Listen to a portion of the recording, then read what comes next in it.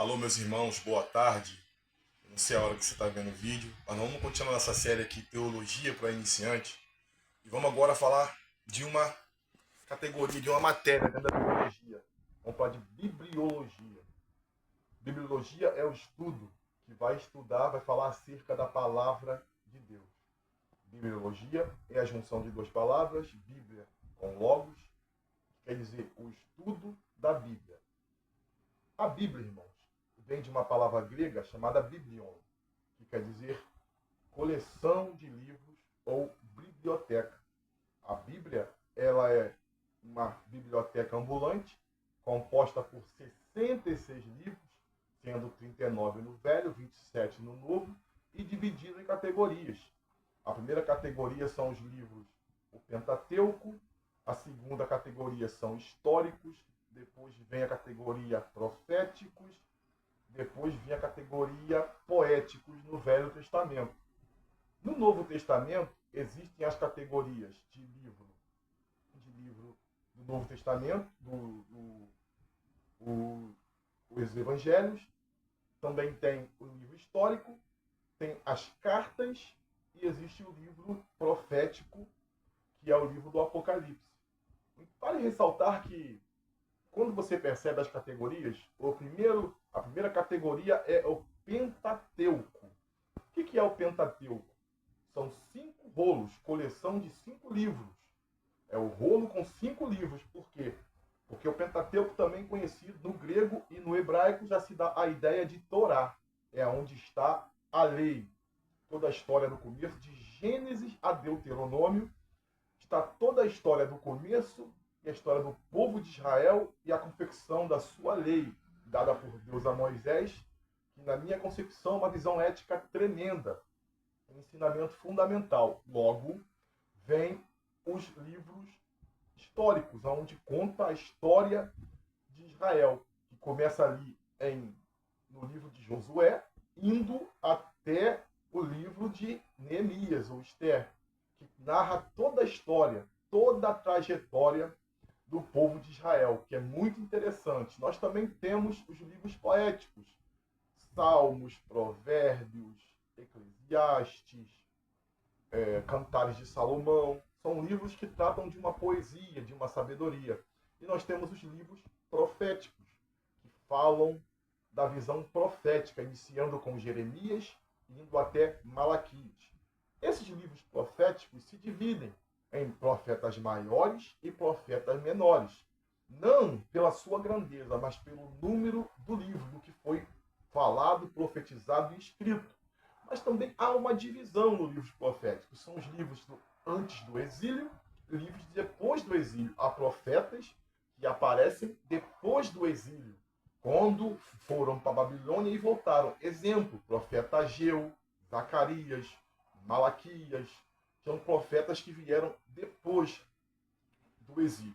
Dito isso, partimos para o Novo Testamento, que começa ali com os Evangelhos, que são uma biografia, são livros biográficos acerca de Jesus. Alguém pode notar algumas contradições nos livros do Novo Testamento, dos Evangelhos, mas eu vou explicar.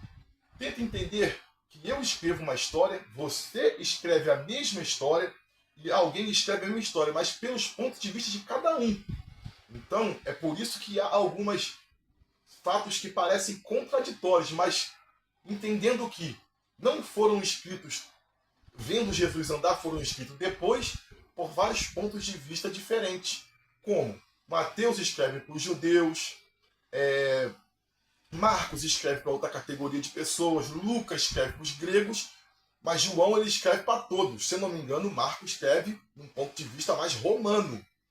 Esses são os evangelhos. Os evangelhos são uma categoria, uma biografia, um livro escrito sobre Jesus depois de muito tempo que Jesus andou aqui na Terra. Interessante que o livro de Atos já é um livro histórico, porque ele vai narrar a história da igreja e a continuação dela. Todas as epístolas estão ligadas ao livro de Atos.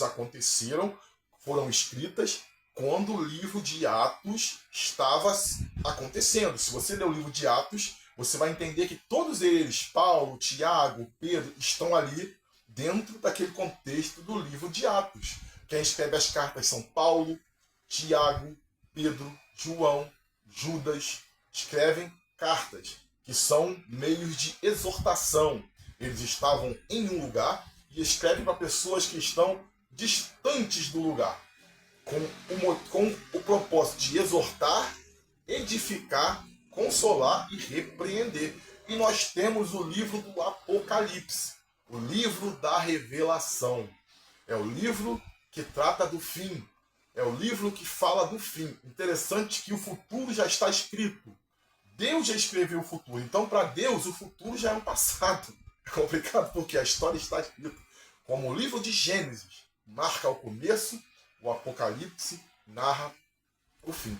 É interessante você entender que a Bíblia foi escrita em hebraico, grego, e dentro desse contexto do hebraico, um pouco de aramaico. Entenda e guarde isso.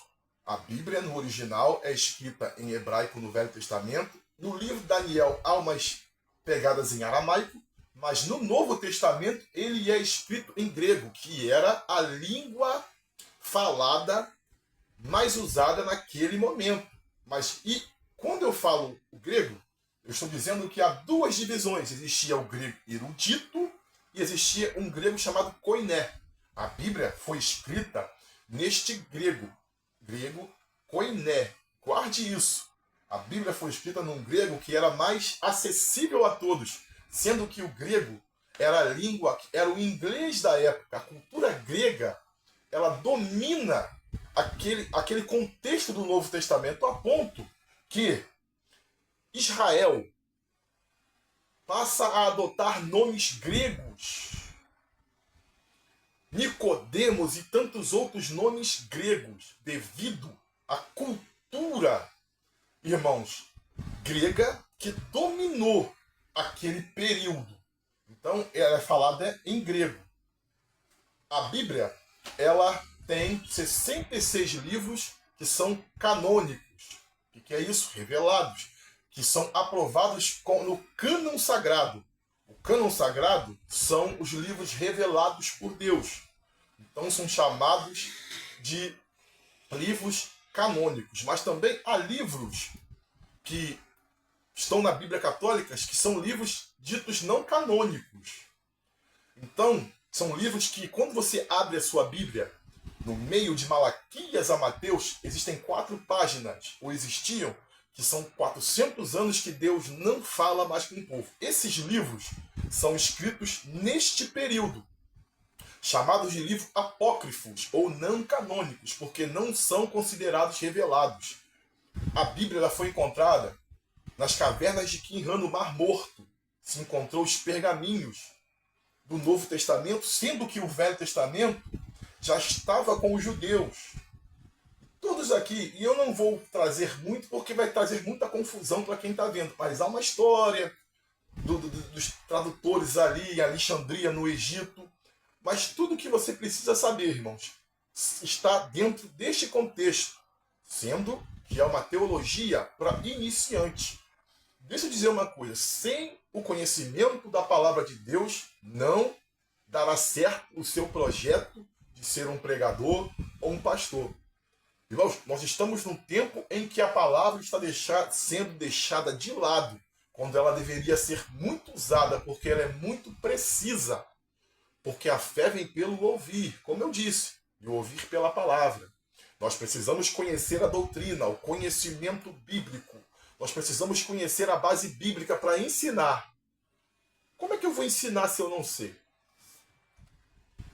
Temos muitos líderes, mas quantos estão sendo preparados para o ministério?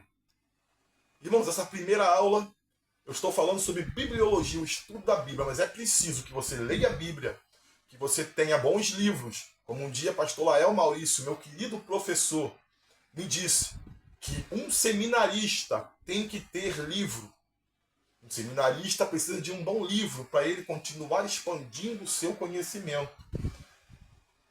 A lição de hoje é bibliologia, o estudo da Bíblia. Guarde bem tudo que eu disse.